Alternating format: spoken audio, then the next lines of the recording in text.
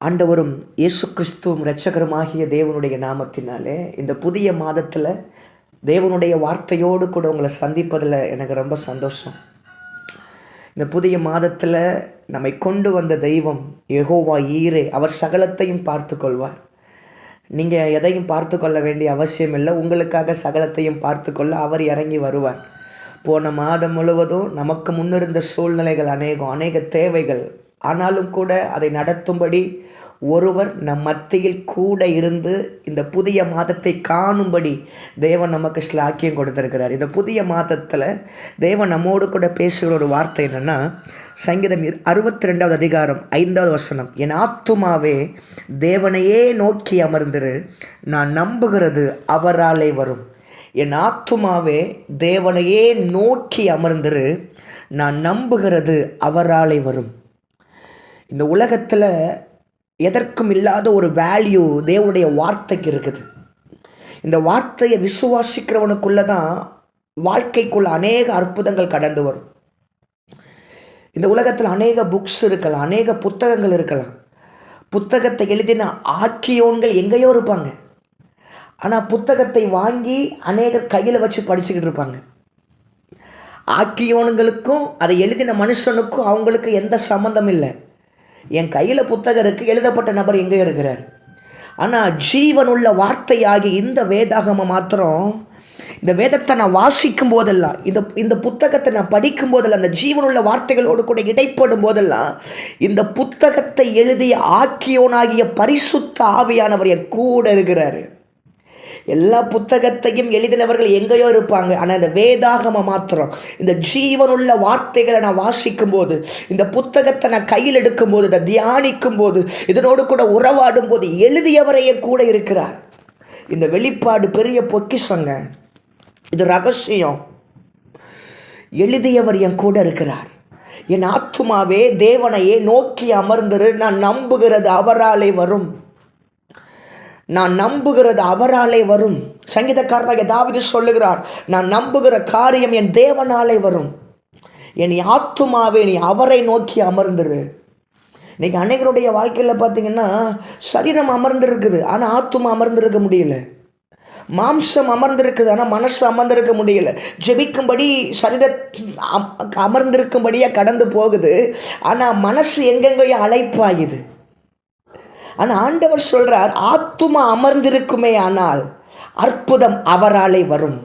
உங்கள் ஆத்துமா தேவ பிரசன்னத்துக்குள்ள, தேவ சமூகத்தில் அமர்ந்திருக்கும் போது, உங்கள் ஆத்துமா தேவனோடு கூட இசைந்திருக்கும் போது, தேவனுடைய சமூகத்தில் உட்கார்ந்து இருக்கும் போது, நீங்கள் நம்புகிற காரியம் அவராலே வரும் என்று கர்த்தர் சொல்லுகிறார். சங்கீதக்காரனாகிய தாவீது இங்கே அழகாக சொல்கிறாரு, என் ஆத்துமாவை அவர் சமூகத்தில் நான் அமர்ந்திருக்க பண்ணியிருக்கிறேன். என் மனசு அவர் சமூகத்தில் அமர்ந்திருக்கிற பண்ணியிருக்கிறேன். என் மனசு வேற எங்கேயும் அலைப்பாயலை. நான் தேவ சமூகத்தில் உட்கார்ந்து நான் அவர் சமூகத்தில் ஜெபிக்கும்படி வந்தாவே என் மனசு ஃபுல்லாக அவரையே எதிர்நோக்கி காத்திருக்குது, அவரை மட்டுமே சார்ந்து இருக்குது. தேவனையே நோக்கி அமர்ந்துரு, தேவனையே நோக்கி அமர்ந்துரு. அப்படின்னா அவரை மட்டும் நோக்கி அமர்ந்திருக்கணும். அப்படின்னா பல காரியத்தை மனசில் வச்சுட்டு, எல்லா காரியத்தையும், எல்லா பிரச்சனைகளையும், எல்லா சூழ்நிலைகளையும், எல்லா தேவைகளையும் மனசில் வச்சுக்கிட்டு ஆத்துமா அமர பண்ணுகிறது. அந்த அமர்தலை குறித்து ஆண்டவர் பேசலை. உன் ஆத்துமா தேவனோடு தனித்து வாசம் பண்ணுவதாக, உன் ஆத்துமா தேவனோடு கூட தனித்து சஞ்சரிப்பதாக. உங்கள் ஆத்துமா தேவனோடு கூட தனித்து வாசம் பண்ணுமே ஆனால் நீங்கள் நம்புகிற காரியத்தை அவர் நிச்சயம் இந்த மாதத்தில் உங்களுக்கு கொண்டு வந்து சேர்ப்பார். நீங்கள் நம்புகிற அற்புதத்தை தேவன் நிச்சயம் உங்கள் வாழ்க்கையில் கொண்டு வந்து சேர்ப்பார். சங்கீதக்காரனாகிய தாவீது இங்கே அழகாக சொல்லுகிற ஒரு வார்த்தை என்ன தெரியுமா?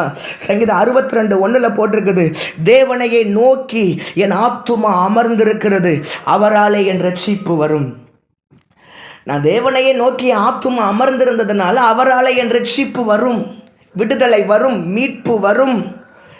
என் வாழ்க்கை எப்பேற்பட்ட சூழ்நிலைக்குள்ள, எப்பேற்பட்ட உபத்திரவத்துக்குள்ள நான் மடங்கடிக்கப்பட்டு, நொறுக்கடிக்கப்பட்டு, செதஞ்சு போய் கடந்தால் என்னை மீட்க இயேசு வருவார் என்று தாவீது சொல்லுகிறார். என் ஆத்துமா அமர்ந்திருக்கும் போது விடுதலை வரும், என் ஆத்துமா அமர்ந்திருக்கும் போது மீட்பு வரும். எப்பேற்பட்ட இடுக்கமான பாதைகளுக்குள்ள நீங்கள் சிக்குண்டு கடந்தாலும் சரி, உங்களை தூக்கி எடுக்க தேவன் வருவார். அதே 62:2 வசனம் சொல்லுது, அவரே என் கண்மலையும் என் இரட்சிப்பும் என் உயர்ந்த அடைக்கலமுமானவர், நான் அதிகமாய் அசைக்கப்படுவதில்லை. ஆத்துமா அமர்ந்திருக்கிற மனுஷனுடைய வாழ்க்கையில் அசைக்கப்படுவது இல்லை ஒரு நாளும். தேவ பிரசன்னத்துக்குள்ள ஒரு மனுஷன் அமர்ந்திருந்தா போதுங்க, உங்களை அசைக்கிற மாதிரி ஒரு சூழ்நிலை இந்த பூமியில் வராது. நீங்கள் தேவ பிரசன்னத்துக்குள்ள அமர்ந்திருக்கும் போது உங்கள் ஆத்துமாவை இல்லட்டா உங்கள் குடும்பத்தை, உங்கள் சூழ்நிலையை, உங்கள் வாழ்க்கையை அசைக்கும்படி இந்த பூமியில் எப்பேற்பட்ட சோதனையும் பிரச்சனையும் வருவது இல்லை என்று கர்த்தர் சொல்கிறார். அசைக்கதான் ஒரு பிரச்சனை வராதுங்க. எப்பேற்பட்ட யுத்தமானாலும் சரி அது உங்களை அசைக்காது. எப்பேற்பட்ட உபத்திரவானாலும் சரி அது உங்களை அசைக்காது. ஏன் தெரியுமா? நான் தேவ சமூகத்தில் அமர்ந்திருக்கிறேன். அமர்ந்திருக்கிறவன் ஒரு நாளும் அசைக்கப்படுவதில்லை. இந்த வார்த்தையை நீங்கள் என் கூட சேர்ந்து சொல்லணும். அமர்ந்திருக்கிறவன் ஒரு நாளும் அசைக்கப்படுவது இல்லை. தேவ சமூகத்தில் அமர்ந்திருக்கிறவன் ஒரு நாளும் அசைக்கப்படுவது இல்லை. நீங்கள் தேவ பிரச்சனத்தில் அமர்ந்திருக்கும் போது உங்கள் பிரச்சனை அசையுமே தவிர பிரச்சனை உங்கள் பக்கத்தில் வந்தால் நீங்கள் அசைய மாட்டீங்க. உனக்கு விரோதமாய் உருவாக்கப்படும் எந்த ஆயுதமும் வாய்க்காதே போகும். ஆயுதங்கள் உருவாகலாம், ஆயுதங்கள் உபயோகப்படுத்தப்படலாம், உங்கள் எல்லைக்குள்ள குறி வச்சு உங்கள் எல்லைக்குள்ளேயே அனுப்பப்படலாம். ஆனாலும் அது ஒரு நாளும் வாய்க்காதே போகும் என்று கர்த்தர் சொல்லுகிறார். அவரை மட்டுமே நம்புங்கங்க. அவரை மட்டுமே சார்ந்திருந்து பாருங்க. நிச்சயமா நீங்க நம்புகிற காரியம் உங்களுக்கு வரும். யாரையும் நம்பாதீங்க, மனுஷனை நம்பாதீங்க, சொந்தங்களை நம்பாதீங்க, உறவுகளை நம்பாதீங்க. யாராவது கொடுப்பேன்னு சொன்னாங்களா, அப்படி இல்லைன்னா இந்த காரியத்தை செய்வேன்னு சொன்னாங்களே, அந்த மனுஷரையே நம்பி இருக்காதீங்க. நீங்கள் நம்பி இருக்கிற மனுஷர்கள் கைவிடலாம்.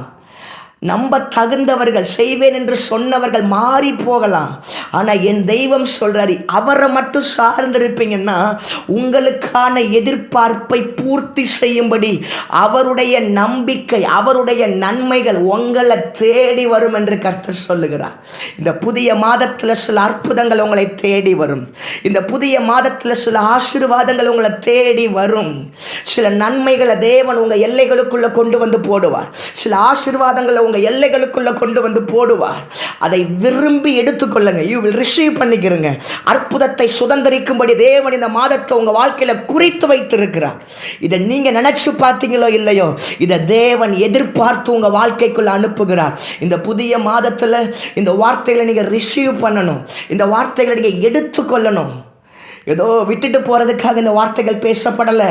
இந்த வார்த்தைகள் உங்கள் வாழ்க்கைக்குள்ள நிச்சயமாய் கிரியை செய்யும். இந்த வார்த்தையை கேட்டுக்கொண்டிருக்கிற ஒவ்வொரு வாழ்க்கைக்குள்ளும் கிரியை செய்யும். ஒவ்வொரு பிரச்சனைக்குள்ள கிரியை செய்யும். ஒவ்வொருடைய சூழ்நிலைகளுக்குள்ள கிரியை செய்யும்.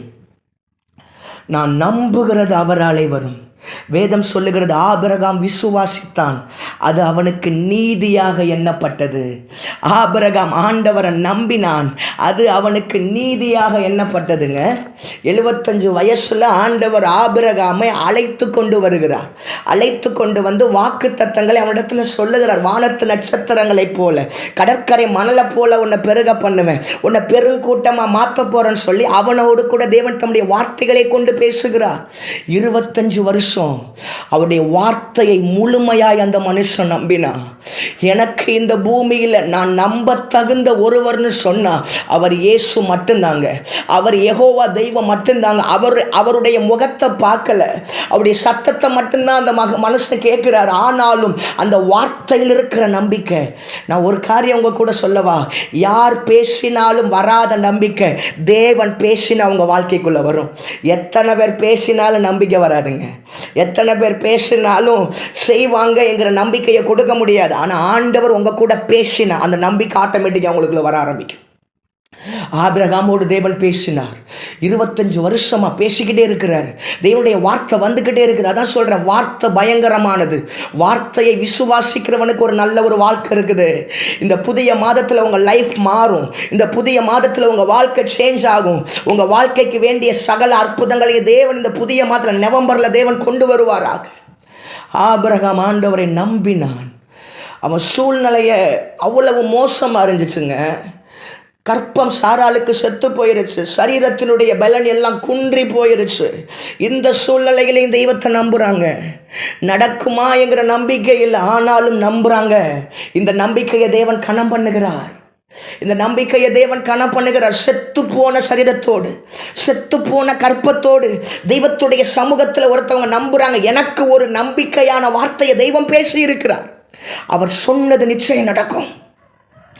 25 வருஷமா அதே பட்டணத்தில், அதே ஊரில், எத்தனை எல்லைகளுக்கு நடுவில் எத்தனை பேர் என்னென்ன வார்த்தைகளை பேசியிருப்பாங்க. கடவுளை நம்பி போகிறாங்களாம், இன்னும் ஒரு அற்புதத்தை கூட கையில் ஏந்திர. ஆஸ்தி இருக்கு, ஆசீர்வாதம் இருக்குது, ஆனால் அதை அனுபவிப்பதற்கு ஒரு பிள்ளை அவனிடத்துல இல்லை. எத்தனை பேர் சாராளை குறித்து பேசியிருப்பாங்க, எத்தனை பேர் ஆபிரகாமை குறித்து பேசியிருப்பாங்க. இத்தனை வருஷ காலமாச்சு, ஒரு அற்புதத்தை பெற்ற பாடு இல்லை. இத்தனை ஆண்டுகள் ஆச்சு, ஒரு நன்மையை பெற்ற பாடு இல்லை. நீ தருவாரு நம்பி போய்கிட்டு இருக்கிறேன்னு சொல்லி எத்தனை பேர் பேசியிருப்பாங்க. மனுஷர் பேசின வார்த்தைகளை காதில் கேட்காம கர்த்தர் பேசின வார்த்தைகளை அவன் செவி சாய்க்க ஆரம்பிச்சான். அவன் செவிகளில் கேட்க ஆரம்பிச்சான். அவன் வாழ்க்கையில் எல்லாம் மாறி போனாலும் சூழ்நிலை எப்படி இருக்குன்னு தெரியாது. வாழ்க்கை ரொம்ப மோசமா போச்சு. இனி நன்மை பிறப்பிப்பதற்கு எந்த ஒரு பிறப்பிடம் இல்லை. ஆனாலும் கர்த்தர் சொன்ன வார்த்தையை நம்பினான். வார்த்தையை நம்பினவன் கையில் ஒரு ஈசாக்கை சுமந்தான், கையில் ஒரு அற்புதத்தை சுமந்தாங்க. நான் நம்புறேன். உங்க சூழ்நிலையை பார்க்காதீங்க, உங்க முன்னாடி இருக்கிற பிரச்சனையை பார்க்காதீங்க. எது எப்பேற்பட்டு இருந்தாலும் பரவாயில்லை, தேவன் உங்க கூட பேசி இருக்கிறாரா, அந்த வார்த்தையை விசுவாசிச்சு முன்னேறி போங்க. அந்த வார்த்தையை விசுவாசிச்சு முன்னேறி போங்க. தேவன் உங்களுக்கு ஒரு அற்புதம் செய்ய போகிறார். ஆபிரகாம் சாராளுடைய கைகளில் ஈசாக்குங்கிற பிள்ளையை கொடுத்து கர்த்தர் அவங்கள சிரிக்க வச்சாருங்க. எந்த பட்டணத்தில் வலியை சுமந்தாங்களோ, எந்த பட்டணத்தில் துக்கத்தை சுமந்தாங்களோ, அதே பட்டணத்தில் தேவன் அவர்களை நகைக்க பண்ணினார். அந்த ஈசாக்குக்குள்ளிருந்து ஒரு பெரும் கூட்டம் வெளியே வந்துச்சு, ஒரு தேசம் வெளியே வந்துச்சு. நீங்க மறந்துடாதீங்க, ஒரு அற்புதத்தை தேவன் காலம் தாழ்த்தி கொடுக்கிறாரையானால் அந்த அற்புதத்துக்குள்ள ஆயிரங்கள் ஆஸ்வதிக்கப்படுவார்கள். ஒரு அற்புதத்தை கேட்டு தேவ சமூகத்தில் உடனே அந்த அற்புதம் உங்களை விட்டு பிரசவிக்குதுன்னா அது உங்களை மட்டும்தான் திருப்திப்படுத்தும். ஆனால் பல ஆண்டுகளை தேவ சமூகத்தில் காத்திருக்க வச்சு அவமானப்பட்டு உடைக்கப்பட்டு மனுஷர்களால் அல்லது தூரமாய் வீசப்பட்டு உங்கள் இருதயம் நிந்திக்கப்பட்டு தேவன் ஒரு அற்புதத்தை உங்கள் கையில் கொடுக்கிறார்னா அந்த அற்புதங்களுக்குள்ள தேசங்களை ஆசீர்வதிக்கிற ஆசீர்வாதம் மறைஞ்சு கிடக்குது. உங்களை பிளஸ் பண்றதான ஆசீர்வாதம் அது இல்லை, அது ஊரையே பிளஸ் பண்ண போகுது. அது உங்களை ஆஸ்வதிக்கிறது மாத்திரமில்லை, அது உலகத்தை ஆஸ்வதிக்க போகுது. யாக்கோபு வேர்பற்றி பூத்து காய்த்து உலகத்தை பலனால் நிரப்பும் நாட்கள் வரும். நீங்க வேர்பற்றக்கூடிய ஒரு நாள் வருது, நீங்கள் நிரப்பக்கூடிய ஃபில் பண்ணக்கூடிய நாள் வருது. உங்களுடைய வேர் இன்னும் செத்து போகல, இன்னும் அதற்குள்ள ஜீவன் இருக்குது. மறுபடி உசுர் வந்து மேலே ஆல்ரெடி காஞ்சு போன கிளைகள் எல்லாம் மறுபடி செழிக்க ஆரம்பிக்கும். இது கர்த்தர் உங்களை பார்த்து பேசுகிறார். காய்ந்து போன கிளைகள், உதிர்ந்து போன இலைகள் மறுபடி உருவாக ஆரம்பிக்கும். உதிர்ந்து போன இலைகள் மறுபடி உருவாக ஆரம்பிக்கும். நீ மறுபடி பூத்து குலுங்குவ. காலங்கள் கடந்து போய் காலாவதியான காரியங்கள் கூட தேவ சமூகத்தில் மறுபடி முத்தினது கூட மறுபடி முந்தைய பருவநிலைக்கு கர்த்தர் கொண்டு வர வல்லமை உள்ளவர். அவர் வல்லமை. ஆபிரகாமுக்கு சொன்ன வாக்கை செய்து முடித்தார். அவன் நம்புனதை கர்த்தர் கையில் வந்து கொடுத்தாருங்க. அவன் நம்புனதை கையில் வந்து கொடுத்தாருங்க. நான் நம்புகிறது அவரால் வரும். ஆத்துமாவை மாத்திரம் அவர் சமூகத்தில் அமர்த்திருங்க. உங்கள் மனசை மாத்திரம் அவர் சமூகத்தில் வச்சிருங்க. வேறு எதுவும் வேணாம்ப்பா. நீர் பேச நான் காத்திருக்கிறேன், நீர் பேச நான் காத்திருக்கிறேன், என் கூட பேசுங்கன்னு சொல்லி அவர் சமூகத்தில் நீங்கள் அமர்ந்திருக்க உங்களை சுற்றி இருக்கிற சூழ்நிலைகள் சிதறடிக்கப்படும். உங்களை சுற்றி இருக்கிற உபத்திரவங்கள் சிதறடிக்கப்படும். எத்தனை சத்துருக்கள் உங்களுக்கு விரோதமாக எழும்பி நின்னாலும் கர்த்தர் உங்களுக்கு யுத்தம் செய்ய களத்தில் இறங்கி வருவார். கர்த்தர் உங்களுக்காக யுத்தம் செய்ய களத்தில் இறங்கி வருவார். பயப்படாதீங்க, கர்த்தர் உங்க கூட இருக்கிறார். பயப்படாதீங்க. இந்த மாதம் ஒரு அற்புதம் நிச்சயம் உங்களுக்கு நடக்க போகுது. இந்த மாதம் ஒரு நன்மை நடக்க போகுது. பேசுகிற எனக்கும் ஒரு அற்புதம் உண்டு, அதை கேட்கிற உங்களுக்கும் ஒரு அற்புதம் உண்டு. இதை பேசுகிற எனக்கும் ஒரு அற்புதம் உண்டு, அதை கேட்கிற உங்களுக்கும் ஒரு அற்புதம் உண்டு. யோசிச்சு பாருங்களேன், மோசே மரிச்சு போயிட்டாருங்க. மோசே மரிச்சு போன சூழ்நிலைகளை இஸ்ரவேல் ஜனங்கள் எல்லாம் சோர்ந்து போய் உட்கார்ந்துருக்கிறாங்க. இஸ்ரவேலர்கள் சோர்ந்து போய் அழுது புலம்பிக்கிட்டு இருக்கிறாங்க. என்ன பண்ணணும்னு தெரியல, ஏது பண்ணணும்னு தெரியல, இப்போ எப்படி போக போகிறேன்னு தெரியல. கானானுக்கு போக வேண்டிய நேரம் வந்துருச்சு. அந்த மகிமையான நேரத்துக்குள்ளே கடந்து வந்துட்டாங்க. ஆனால் போவதற்கு எதுவான சூழ்நிலை தெரியாமல் எல்லாரும் சோர்ந்து போயிருக்கிறாங்க, அப்படியே பயந்து போயிருக்கிறாங்க. எப்படி போக போகிறோம்? இதுவரை நடத்தி கொண்டு வந்தவர் மோசே மறிச்சு போயிட்டாரு, இப்போ என்ன பண்ணுறது அப்படின்னு சொல்லி சோர்ந்து போயிருக்கையில் யோசுவாவை பார்த்து கர்த்தர் சொல்கிறார். யோசுவா 1:2 சொல்லுது, என் தாசனாகிய மோசே மரித்து போனான், இப்பொழுது நீயும் இந்த ஜனங்கள் எல்லோரும் எழுந்து. ஆண்டவர் சொல்கிறார், எழும்புங்கப்பா, எழும்புங்க, எழுந்து. இது வரைக்கும் நீங்கள் யோசிச்சு பார்த்தீங்கன்னா, நீங்கள் என்னாகும் 14 அதிகாரத்தில் வீட்டில் போய் படிச்சு அது நீங்கள் அந்த இடத்துல படித்து பாருங்கள். அந்த இடத்துல பார்த்தீங்கன்னா வனாந்திரத்தில் பிரேதங்கள் விழுந்து விழுந்து என்று வார்த்தை அடிக்கடி வந்திருக்கும். ஆனால் விழுந்துங்கிற வார்த்தையை அவங்க அநேக முறை கேட்டிருக்கிறாங்க. ஆனால் ஃபஸ்ட் டைம் ஒரு வார்த்தை கேட்குறாங்க, யோசுவா நீ எழும்பணும், எழுந்து யோர்தானை கடந்து போகணும். அங்கே பயத்து நிமித்தம் படுத்து கிடக்குறாங்க, சோர்ந்து போயிருக்கிறாங்க, என்ன பண்ணுவேன்னு தெரியல. ஒருவேளை நீங்கள் பயந்துக்கிட்டு இருக்கிறீங்களா? ஆண்டவருக்கு களைப்படைந்து படுப்பது வேறு, ஆனால் பயந்து படுக்கிறது ஆண்டவருக்கு பிடிக்காதுங்க. களைப்படைந்து படுக்கிற அனுபவம் ஆண்டவருக்கு வேறு அனுபவம். ஆனால் பயந்து போய் படுக்காதீங்க. யார் வந்து பேசுனாலும் எனக்கு ஒரு நம்பிக்கை வரல பிரதர், யார் வந்து பேசுனாலும் எனக்கு ஒரு உற்சாகம் வரல பிரதர்.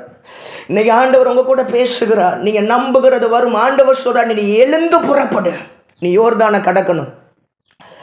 மோசே தான் மரிச்சு போயிட்டாரு, மோசேயை நடத்தின நான் இன்னும் மறிக்கலன்னு கர்த்தர் சொல்றாரு. யோசுவா நீ பயப்படாத, நீ பயப்படாத, நான் உன்னோடு கூட இருக்கிற, பலங்கொண்டு திடமானதாயிரு, நான் மோசையோடு இருந்தது போல உன்னோடு கூட இருப்பேன்னு சொல்ல. நீ என்ன முழுசா நம்பிட்ட, உனக்கான வழியை நான் திறந்து கொடுப்பேன், உனக்கான ஒரு அற்புதத்தை நான் செய்வேன். நீங்கள் ஒரு காந்தத்தை பார்த்தீங்கன்னு வச்சுக்கிறீங்களேன், மேலே ஒரு பேப்பரில் காந்த துகள்களை மேலே வச்சு கீழே ஒரு காந்தத்தை வச்சிங்கன்னா அந்த காந்த துகள்கள் அப்படியே மடிஞ்சு போய் படுத்து கிடக்கும். அதை மேலாப்பில் நம்ம பரப்பி வைக்கும்போது அது படுத்து கிடக்கும். ஆனால் கீழே அந்த பேப்பர் கீழே இருந்து அந்த காந்தத்தை நம்ம மூவ் பண்ண ஆரம்பிக்கும் போது டப்புன்னு அந்த படுத்து கிடக்கிற அப்படின்னா கீழே கிடக்கிற அந்த காந்த துகள்கள் அப்படியே எலும்பி நிற்கும். இது எலும்பி நின்றதனுடைய காரணம் என்ன தெரியுமா? இயக்குகிற அந்த காந்தம், அந்த ஈர்ப்பு பிடிச்ச உடனே அது எலும்பி நிற்குது. எந்த ஒரு பொருள் கீழே இருந்தாலும் அது எலும்பாது, ஆனால் அது காந்தத்தோடு கூட தொடர்பு உண்டாகும் போது அந்த காந்தம் அப்படியே எலும்பி நிற்குது. அந்த காந்தத்தை கீழே எடுத்துட்டிங்கன்னா கீழே விழுந்துடும். அப்படியே சிலிர்த்து போய் நிற்கிறதுக்கு காரணம் என்ன தெரியுமா? இயக்குகிற அந்த காந்தம். இன்னைக்கு ஒன்று சொல்லவா, உங்களை கர்த்தர் இயக்குவாரையானால், கர்த்தர் உங்கள் கையை பிடிச்சி தூக்குவாரையானால் படுத்து கிடக்கிற நீங்கள் எழும்புவீங்க, சிலிர்த்து கொண்டு எழும்புவீங்க, வேகத்தோடு எழும்புவீங்க, தீவிரமாக எழும்புவீங்க. இந்த புதிய மாதத்தில் தேவன் உங்களோடு கூட பேசுகிற ஒரு வார்த்தை, எலும்பு. நீ நம்புகிற காரியம் உன்னை நோக்கி வந்துக்கிட்டு இருக்குது, நீ நம்புகிற காரியம் எல்லைக்கு வந்துக்கிட்டு இருக்கிற. அவர் இல்லாதவைகளை இருக்கிறவைகளை போல் அழைக்கிற தேவன். இந்த வார்த்தையை கேட்டுக்கொண்டிருக்கிற எந்த சூழ்நிலையாக இருந்தாலும், உங்கள் வாழ்க்கையில் சுகம் இல்லை என்றால் அதை கூப்பிடுங்க, ரிசீவ் பண்ணுங்க, அதை அலைங்க. உங்கள் வாழ்க்கையில் எது இல்லையோ அது உங்கள் எல்லைக்கு வருகிறது. உங்கள் வாழ்க்கையில் எந்த ஒரு காரியம் இல்லையோ அது திரும்ப உங்கள் முகவரிக்கு வருகிறது. இல்லாதவைகளை இருக்கிறவைகளை போல் அழைக்கிற தேவன். கூப்பிடுங்க, அந்த அற்புதத்தை கூப்பிடுங்க. ஆண்டவர் கூப்பிட்டார், வெளிச்சம் உண்டாக கடவது என்றால் வெளிச்சம் உண்டாயிற்று. வெளிச்சத்தை கூப்பிடும் போது வெளிச்சம் உருவாகுதுங்க. தேவன் பேசின காரியத்தை அவர் கண்ணால பார்த்தார். வார்த்தையால் சொல்லப்பட்டது எல்லாமே கண்ணால பார்த்தாங்க. வார்த்தையில் இருக்கிற வல்லம் அதுதாங்க. வார்த்தையை நான் கேட்கறது மாத்திரம் இல்லை, நான் கேட்ட வார்த்தையை கண்ணால் பார்ப்பேன். நான் கேட்ட வார்த்தையை கண்ணால் பார்ப்பேன். என் கண்ணு முன்னாடி அற்புதம் வந்து நிற்கிறத என் கண்ணு பார்க்கும். உங்கள் முன்னாடி வரும். செத்துப்போன கற்பத்துக்குள்ளேருந்து, செத்துப்போன சரீரத்துக்குள்ளேருந்து ஒரு ஈசாக்கை வெளியே கொண்டு வர தெய்வத்தால் முடியும்னா, உங்கள் வாழ்க்கையில் எல்லாமே முடிஞ்சு போச்சுன்னு நினைக்கலாம், இதுக்கு மேலே எந்த ஒரு நம்பிக்கை இல்லைன்னு நினைக்கலாம். ஆனால் முடிஞ்சு போன அந்த நம்பிக்கைக்குள்ளேருந்து தேவன் ஒரு நன்மையை வரவழைக்க போதுமானவர். நான் கடைசியை பேசி முடிக்க விரும்புகிறேன். வேதம் நமக்கு இப்படி சொல்லுது. ஆண்டவர் பேதுரு சொல்கிறார், ரா முழுவதும் பிரயாசப்பட்டேன், ஒன்றும் அகப்படவில்லை, ஆனாலும் உம்முடைய வார்த்தையின்படி நான் வலையை விரிக்கிறேன், வலையை போடுகிறேன். நம்பிக்கை இல்லாத மனுஷன் ராத்திரி பகலா கடலில் போய் வலையை போட்டு வெறுமையாக திரும்ப வந்து கரையில் உட்காந்து துக்கத்தோடு வருத்தத்தோடு உட்கார்ந்து இருக்கும்போது ஆண்டவர் சொல்கிறார், உன் படகை கொஞ்சம் எனக்கு தாப்பா. ஆண்டவர் போதகம் பண்ணுவதற்கு, ஜனங்கள் வார்த்தையை கேட்பதற்கு அவன் படகை ஆண்டவருக்கு கொடுத்தான். அடுத்த வார்த்தை சொல்லுது, உங்கள் படகை கொண்டு போய் ஆழத்தில் தள்ளி கொண்டு போய் போடுங்க. படகு ஆழத்துக்கு போகுது. கரையில் இருக்கிற படகு இப்போ ஆழத்துக்கு போகுது. அமர்ந்திருக்கிறவன் அடுத்த ஸ்தானம் என்ன தெரியுமா? ஆழத்துக்குள்ள தேவன் அவனை கொண்டு போவார். ஆத்துமாவை அமர்ந்திருக்கிற பண்ணுகிறவனை தேவன் ஆழத்துக்குள்ள கொண்டு போவார். ஆழத்துக்கு கொண்டு போய் வலைய போடு. எந்த நம்பிக்கையில் ஆழத்துக்கு போறது ஆண்டவரே? இதே கலிலேய கடலில் காலை முழுவதும் சுற்றி சுற்றி திரிஞ்ச இடம், எனக்கு தெரியாத ஒரு ஸ்தலம் இல்லை, நான் போகாத ஒரு கடலுடைய எல்லை இல்லை. எல்லா பகுதிகளையும் போய் வலைய போட்டு ஒன்றும் இல்லாமல் வெறுமையாக வந்து நிற்கிறேன். என்னை சார்ந்து இருக்கிறவர்களுக்கு நான் என்ன பதில் சொல்லுவேன்னு எனக்கு தெரியல. ஆனால் வேதம் சொல்லுது, அவருடைய வார்த்தையை நம்பி அவன் வலைய போட்டான். அவருடைய வார்த்தையை சார்ந்து அவன் வலைய போட்டான். வேதம் சொன்ன மாதிரி அவன் வலைய போட்டான். பார்த்தீங்களா? வலை நிரம்பத்தக்கதாக, படகு அமிலத்தக்கதாக, அப்படி எல்லாமே ஃபில் ஆகுதுங்க. நிறைவு என்பது தேவன் கொடுப்பது. ஆண்டவர் ஒரு படகையோ ஒரு வாழ்க்கையோ நிரப்புனார்னா அங்கே எம்டினஸ்ன்னு ஒன்று இருக்காதுங்க. குறைவு என்பது ஒன்று இருக்காது. தேவன் ஒரு மனுஷனுடைய வாழ்க்கையை ஆசீர்வதிச்சார்னா இடம் கொள்ளாமற் போக மட்டும் அவன் ஆஸ்வதிப்பார். ஒரு இடம் கேப் இருக்காது. எல்லா இடத்தையும் அவர் ஃபில் பண்ணுவார். நீங்கள் யோசிச்சு பார்க்கணும். படகுலேருந்து வலையை போடுறாங்க. எப்போதுமே வலை தான் மீனை தேடி போகும். எப்போதுமே வலை தான் மீனை தேடி போகும். ஆனால் தேவனுடைய வார்த்தையை சார்ந்து, தெய்வத்துடைய வார்த்தையை நம்பி பேதுரு இப்போ வலையை கடலுக்குள்ள செலுத்தும் போது இப்போ மீன் வலையை தேடி வருது. எவ்வளோ பெரிய காரியம் பார்த்தீங்களா? என் தேவனுடைய வார்த்தையை நம்பி நீங்கள் ஒரு காரியத்தை செய்ய வரும்போது தேவன் உங்களுக்காக அற்புதத்தை செய்வார். ஆபிரகாம் ஈசாக்கு மோரியா மலைகளை ஏறும்போது கர்த்தர் யெகோவா ஈரை எல்லாத்தையும் பார்த்து கொள்ளுவார் சொல்லும்போது பட்டயத்தை ஓங்கி தன் பிள்ளையை கொல்லுவதற்கு பலியிடுவதற்கு ஆயத்தமாக இருக்கிற அந்த சூழ்நிலையில் அவன் தன் கண்களை ஏறெடுத்து பார்க்கையில் ஒரு ஆட்டுக்கடா முள்ளில் சிக்கப்பட்டிருப்பதை கண்டான். இன்னைக்கு நான் சொல்கிறேன், சில ஆசீர்வாதங்கள் உங்கள் வாழ்க்கையில் சிக்க போகுது. சில ஆட்டுக்கடாக்கள் சிக்கப்பட்டிருப்பதை காண்பீர்கள். இதுவரைக்கும் வலையை போட்டு ஒன்றும் கிடைக்காம இருக்கலாம். இதுவரைக்கும் பிரயாசப்பட்டு ஒன்றும் கிடைக்காம இருக்கலாம். ஆனால் நீங்கள் பிரயாசப்படாமல் உங்களுக்கு ஒன்றும் கிடைக்காது. நீங்கள் பிரயாசப்படாமல் ஒரு நன்மை உங்கள் வாழ்க்கையில் வராமல் போகாது. ஆனால் பிரயாசப்பட்டும் கிடைக்காத சமயத்தில் தேவனுடைய வார்த்தையை நம்பி வலையை விரிக்கிறீங்க பார்த்தீங்களா? இந்த வலையை தேடி சில மீன் கூட்டம் வருகிறது. சில மீன் கூட்டங்கள் உங்கள் வலையை தேடி வருது. சில மீன் கூட்டங்கள் நான் இன்னும் சொல்கிறேன், உங்கள் வலைக்கு வேலை வந்துருச்சு. உங்கள் வலைக்கு வேலை வந்துருச்சு. இது வரைக்கும் உங்கள் வலையில் அகப்படாததெல்லாம், இது வரைக்கும் உங்கள் வலையினுடைய அந்த வலைக்குள்ளே வராததெல்லாம் இப்போ திரளான மீன் கூட்டம் உங்கள் வலையை தேடி இப்போ வந்துக்கிட்டு இருக்குது. திரளான மீன் கூட்டங்கள் உங்கள் வலையை தேடி வந்துக்கிட்டு இருக்குது. நீ கர்த்தருடைய வார்த்தையை நம்பி மாத்திரம் வலையை விரிச்சா போதும். விரிக்கப்பட்ட வலைக்குள்ள அகப்படுகிற திரளான மீன் கூட்டங்கள் பாருங்க. ஆசீர்வாதங்களை நன்மைகளை பார்க்கறதுக்கு முன்னாடி உங்கள் வலையை எந்த அளவுக்கு அலச முடியுமோ அலசுங்க. உங்கள் வலையை எந்த அளவுக்கு தூய்மையாக்க முடியுமோ தூய்மையாக்குங்க. இப்போ வலை கடலுக்குள்ளே இறங்குற நேரம் வந்துருச்சு. இப்போ வலை கடலுக்குள்ளே இறங்குற நேரம் வந்துருச்சு. ஒருவேளை இந்த வார்த்தைகளை ஊழியக்காரங்க கேட்டுக்கிட்டு இருப்பீங்கன்னா, பிரயாசப்பட்டு ஒன்று கிடைக்காம இருக்கல, உங்கள் வலை அலசப்பட்டு உள்ள கடலுக்குள்ளே இறங்கும்னா நான் நிச்சயம் நம்புகிற திரளான மீன் கூட்டங்கள், திரளான ஆத்துமாக்கள் உங்கள் வலையை நோக்கி, உங்கள் சபையை நோக்கி விரைந்து வருகிறார்கள். நீ பிரயாசப்பட்டது உண்மைதான். நீ தேவ சமூகத்தில் ஜெபிச்சது உண்மைதான். அதற்கேற்ற பலனை நீ புசிக்காமல் போக மாட்டீங்க. நான் நம்புகிறது அவரால் வரும். இந்த வார்த்தையை கையில் பிடிச்சிக்கிறங்க. இந்த வார்த்தை இருதயத்தில் விசுவாசிக்கிறங்க. வார்த்தை விளங்குதோ விளங்கலையோ அந்த வார்த்தையை புரியறதுக்கு ட்ரை பண்ணாதீங்க, விசுவாசிங்க. நீ விசுவாசித்தால் தேவனுடைய மகிமையை காண்பாய். இந்த புதிய மாதத்தில் சில அற்புதங்கள் உங்கள் எல்லைகளுக்குள்ள டிராவல் ஆகி வந்துக்கிட்டு இருக்குது. அவர் இல்லாதவைகளை இருக்கிறவைகளை போல் அழைக்கிற தேவன்.